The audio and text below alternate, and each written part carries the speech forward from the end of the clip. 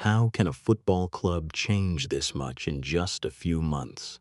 A team that won 6 matches in a row in March 2025, that beat Manchester United at their own ground, that finished 17 points clear of the relegation zone, couldn't win a single match in 19 games of the new season.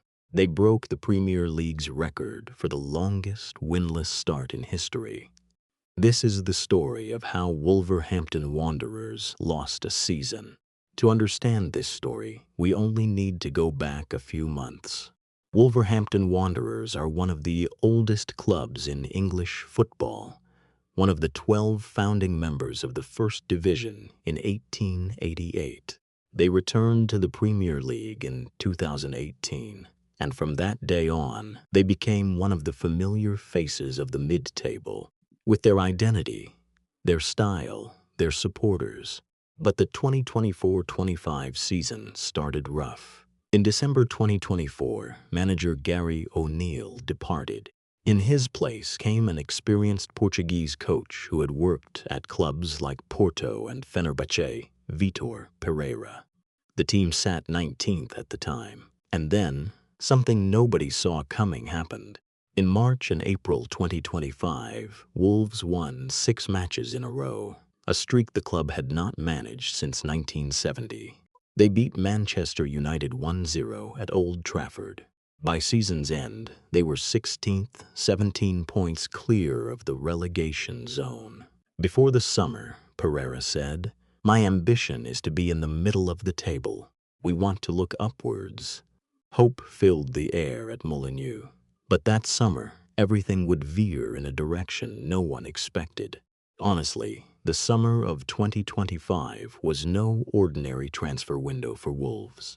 The decisions came one after another. One of the first to leave was Matheus Cunha, the team's star player, their goal scorer, the brain of the attack. Manchester United paid £62.5 million and added him to their squad. Then left-back Rayan Aït-Nouri left for Manchester City in a deal that could rise to £36 million.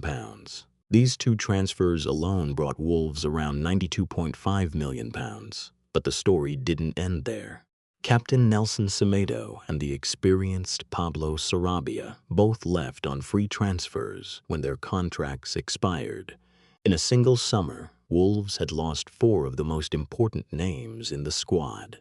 Those who came in their place were a different story. Wolves signed 6 players: Fer Lopez, John Arias, David Moller-Wolf, Tolu Erokadare, Ladislav Krejci, and Jackson Chachoa. They were talented names. But they all shared one thing in common. Not a single one of them had played even 1 minute in the Premier League before. Before the season even began, there was a quiet ache in the hearts of the fans. How right that ache was would soon become clear. In August 2025, the curtain went up. The first week passed, the second week passed, the third week passed, and Wolves still had not seen a single win. In some matches, the truth is, Wolves' play was much better than the scoreboard suggested. But football is football. At the end of the day, results speak. And as results spoke, the air at Molineux grew heavier. Then something interesting happened in September 2025. The Wolves board handed Vitor Pereira a brand new 3-year contract. The team was already bottom of the table, but the club wanted to show its faith in him. From the outside, it looked like a decision made with good intentions.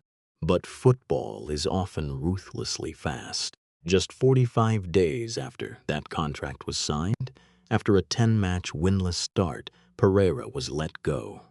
Wolves had collected only 2 points from 10 games. The board moved quickly.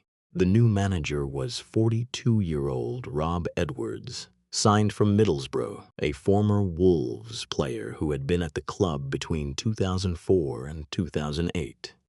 Edwards arrived with fresh hope, but the picture in front of him was one no manager would ever want to face. When Edwards took over, Wolves were once again bottom of the table. Still, there was hope inside. Maybe a new voice, a new perspective, could change things, even a little. Unfortunately, the matches kept passing, and the win still didn't come. Match 11, Match 12, Match 13, and as the numbers grew, the limits of Premier League history were dangerously close.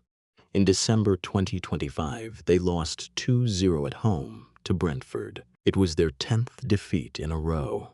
With that same match, their winless start reached 17 games, matching the Premier League record set by Sheffield United in the 2020-21 season. The following week, even that record fell. Match 18 came, then match 19.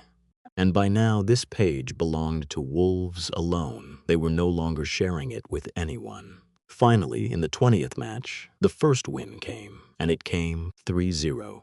There was a small breath of relief at Molineux, but the picture had already become clear. By that point of the season, mountains stood between them and the safety line. Edwards and his players would keep searching for a miracle. But history had already picked up its own pen. April 20, 2026, Crystal Palace played West Ham. The match ended goalless. Wolves weren't even on the pitch that evening. But that scoreless result in someone else's game ended up writing their fate too.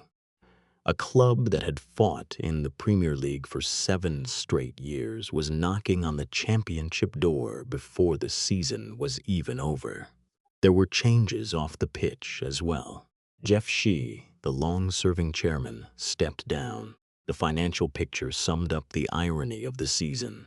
That year, Wolves had earned a record £117 million from player sales, yet would still announce a loss. The money had come in, yes, but it was others who got the real return on it. This was not just a relegation on the pitch. It was the sound of a fan community asking out loud, where is our club's identity going? When we look back, what is left of all this? How does a team that just 4 months earlier had earned the respect of the league go on to make the worst start in Premier League history the very next season? Honestly, there isn't a single answer. Was it the decisions made in the summer window, the time the new players needed to adjust? Or was it all the small things quietly piling up until they turned into an avalanche? Wolves have been around for 137 years, but this season showed something every club should remember. Identity is built slowly and lost quickly. The championship will be where they try to find it again. But I want to ask you, what do you think was the real reason behind Wolves' collapse? Share your thoughts below. I read every single one.